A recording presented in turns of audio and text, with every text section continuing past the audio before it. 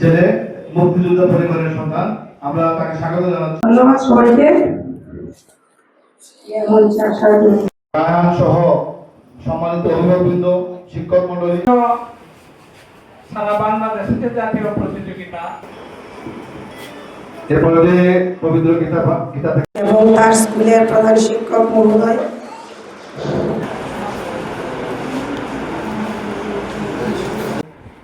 জেলা প্রেস ক্লাবের সম্মানিত আহ্বায়ক জনাব সোহেল হাসান,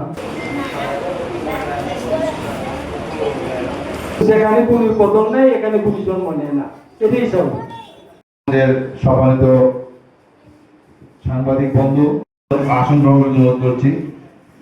বিশিষ্ট শিক্ষাবিদ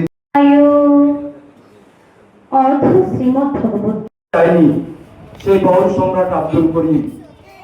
শুভম কিন্তু আমাদেরকে দেখিয়ে দিয়েছে যে কীভাবে নিজের আত্মবিশ্বাসকে পুঁজি করে জাতীয় পর্যায়ে ভালো করা যায়, এবং সে শুধু জাতীয় পর্যায়ে ভালো করে সে তার নিজের বা তার পরিবারের শুধু মুখ উজ্জ্বল করে নাই, সে কিন্তু আমাদের দিরাইবাসীর মুখ উজ্জ্বল করেছে, তথা এই সুনামগঞ্জ জেলার যারা রয়েছি আমরা এবং যারা আমরা কর্মসূত্রে এখানে চাকরি করছি তাদেরও মুখ উজ্জ্বল করে। ঘুমিয়ে আছে এই শিশুর পিতা সব শিশুর অন্তরে। আমরা এখানে যারা আছি প্রত্যেকের সেই পিতাকে জাগ্রত করতে পারলে আমরা এই দেশকে এগিয়ে নিতে পারবো। সেই ছেলে কবে কথায় না বড় হয়ে কাজে বড় হয়ে। আজকে এই অনুষ্ঠানের মাধ্যমে আমি দেখলাম যে পাটিবাংলা এলপিএস ফাউন্ডেশন আজকে যে কাজটা করছে তার চেয়ে অনেক বড় বড় সংগঠন, অনেক জ্ঞানী গুণী মানুষ দিল্লিতে আছেন, কিন্তু তারা আজকে যে কাজটা করেছে অসাধারণ। শিক্ষা, সাহিত্য, সংস্কৃতি চর্চা কিন্তু আমাদের সমস্ত সমাজ বিদ্বেষী অপকর্ম থেকে আমাদের দূরে রাখে। সমাজের মূল্যবোধ হিসাবে সমাজের মূল্যবোধ তৈরিতে শিক্ষা সাহিত্যই ভূমিকা রাখতে পারে।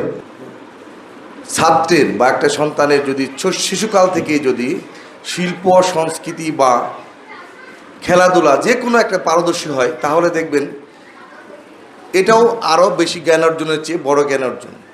আমি একটা বিষয়ে অবাক হয়ে যেতাম আমার ছেলের সাহস এবং বিশ্বাস দেখে।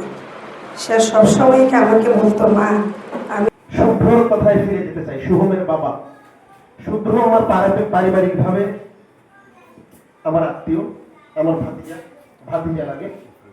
শুভ্রর এই লাইব্রেরি, আপনারা তো পপুলার লাইব্রেরি ছিলেন তো। শুভমের বাবা এবং মায়ের মতো দিরাইয়ের প্রতিটি অভিভাবক, বিদ্যালয়ের মা যারা শিক্ষার্থী নিয়ে যান, বাবা এবং মায়েরা বিশেষ করে তাদের আপনাদের সবার স্নেহ, ভালোবাসা, দোয়া ও আশীর্বাদে আমি জাতীয় প্রাথমিক শিক্ষাবোধক প্রতিযোগিতায় কবিতায় জাতীয় পুরস্কার পেয়েছি। আমার পরিবারের চেয়েও যিনি বেশি খুশি হয়েছেন আমার প্রধান শিক্ষক অসীম রায় চৌধুরী। শুভম দাস জাতীয় পর্যায়ে দ্বিতীয় হয়েছে, এটা শুধু আমাদের কৃতিত্ব নয়, এটা দিরাইবাসী সহ সুনামগঞ্জ জেলা সহ সারা দেশের কৃতিত্ব। তো আমরা এর জন্য ধন্য যে